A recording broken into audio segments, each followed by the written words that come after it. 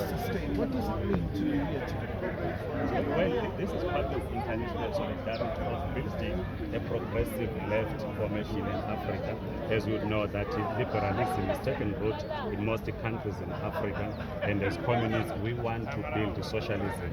So we're here as part of international solidarity to say, let us build a strong working class movement, a socialist movement, so that we transform our economies, particularly in Zimbabwe, where we talk of building a national democratic economy.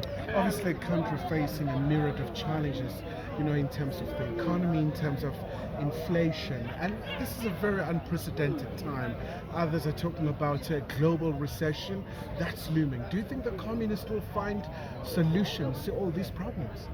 The alternative is socialism, because it is clear that capitalism has failed. This is why this Congress and the other congresses of communist parties that will happen after this Congress must speak around the question of rebuilding our economies, a national democratic economy. Because without coming up with an alternative to socialism, we are not going to rebuild the economies. Capitalism has failed. And in our case in Zimbabwe, we are under dictatorship, not under dictatorship of the proletariat, but we are under the dictatorship of the political elite. As we are talking now, our leaders in the union movement are in jail. The president and the secretary general of the Amalgamated Rural Teachers Organization or union, they are in prison. And their sin is to demand better working conditions and a better living wage.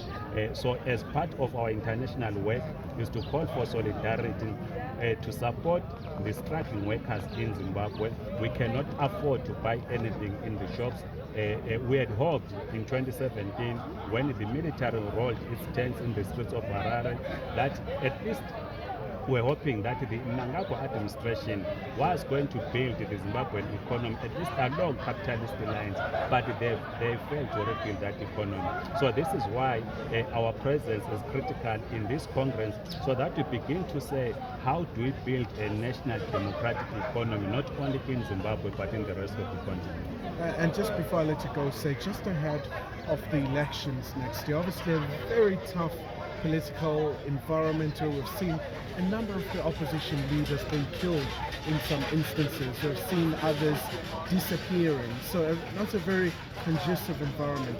Any appeal to SADC, to the Zimbabwean authorities to change